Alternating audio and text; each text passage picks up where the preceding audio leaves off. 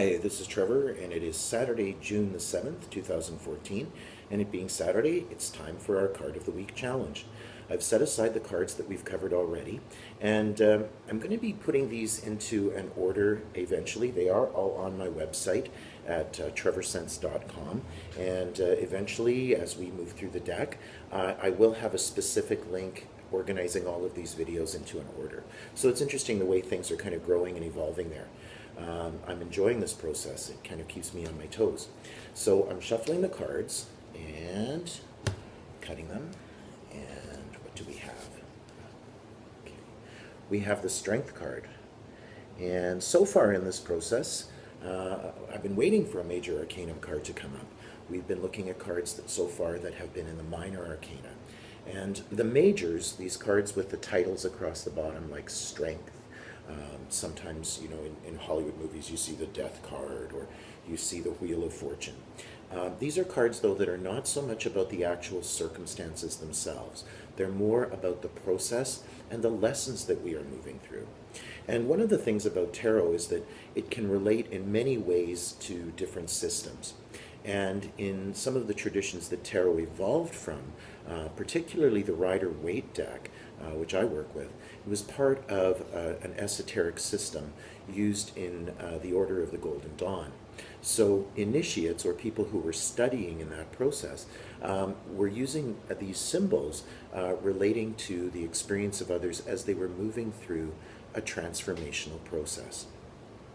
Now, I think we are all moving through a transformational process called life. But of course, we have the opportunity in working with a system like tarot to be learning from other people's experience and developing understanding around common symbols.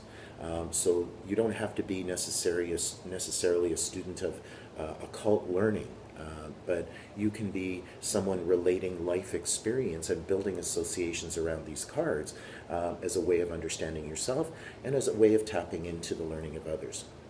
As an intuitive reader, a big part of what I do actually comes through just in terms of working with the person.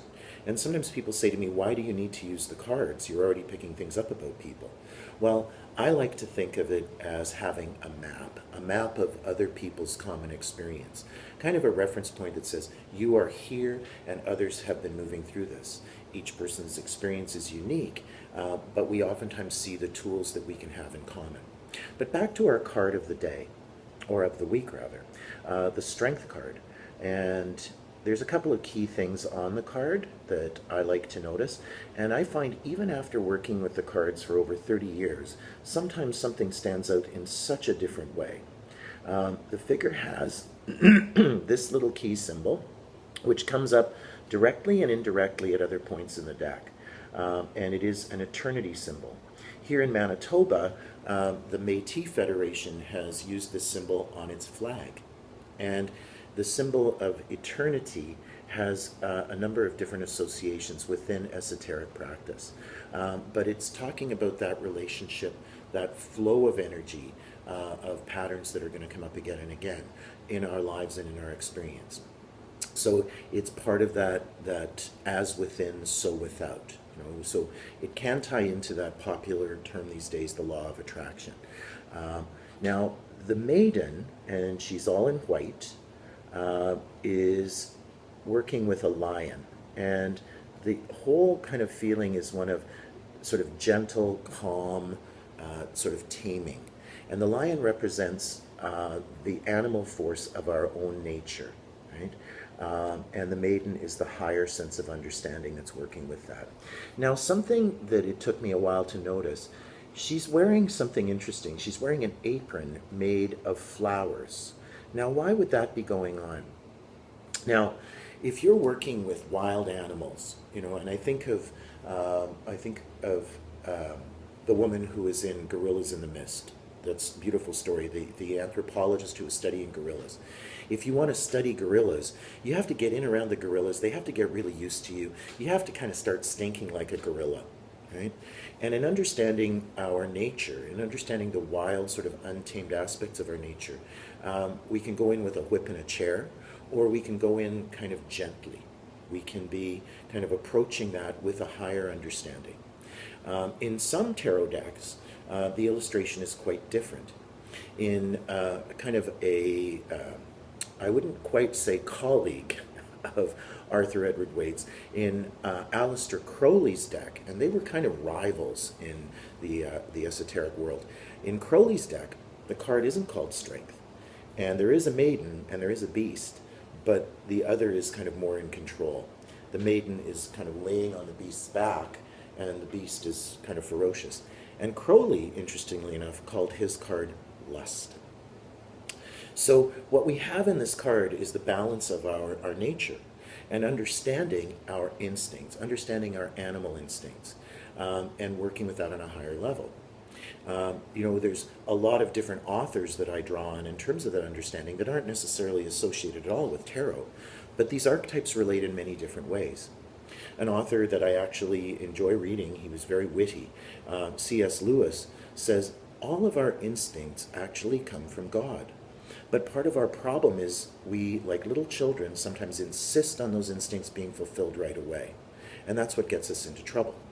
So when we're feeling, a powerful kind of animal instinct, do we go charging after it, or do we restrict it and say that's wrong or that's bad, or do we approach it with a degree of understanding, saying, what is it I really instinctively need here, but what is the appropriate fulfillment?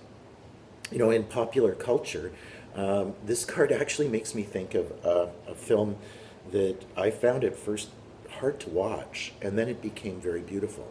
And that film was American Beauty with Kevin Spacey. And if you haven't seen it, I want to warn you that the first little while is kind of difficult, because this is a middle-aged guy struggling with his insecurities, struggling with feelings of lust that are kind of inappropriate. And through it all, there's moments where the higher nature in all of the characters says, stop your foolish manipulation, because there's beauty here already, and you don't have to wreck it by doing something short-sighted. So in that sense, the Strength card is where we work with understanding.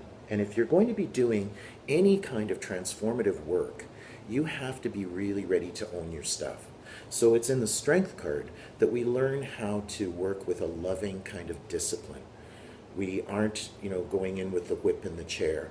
We are going in with a sense of understanding, kind of saying, what is this instinctive process? This card also makes me think of, sometimes in areas where people are working with recovery-oriented things, there's that saying, the definition of insanity is doing the same thing and again, expecting a different result. But I like to think that sometimes we have to stop and say, what is it really the result that I'm giving myself here? And we have to take some ownership of that. So sometimes it's a good instinct, but it's been going to the wrong address. So with patience, with understanding, and with some compassion, we can start doing some work to kind of move that in the right direction. Think of how you train a dog or an animal. Do you keep it on a short leash so that it only ever gets loose occasionally, and when it does, it's quite ferocious? Or do you train that animal to know that there's appropriate places? We're going to go to this park, and we're going to let you run. And we're going to let you have your appropriate instincts. But let's just trust that we're working with those things in a healthy way.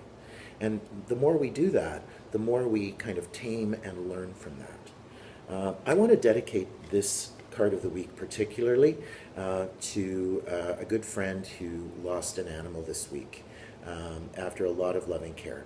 My friend Dodie had a cat, Louie, that anybody who knew her or went to her home, really encountered as a pretty conscious being in that environment. We learn a lot from the animals in our lives, and we learn a lot from our own animal nature.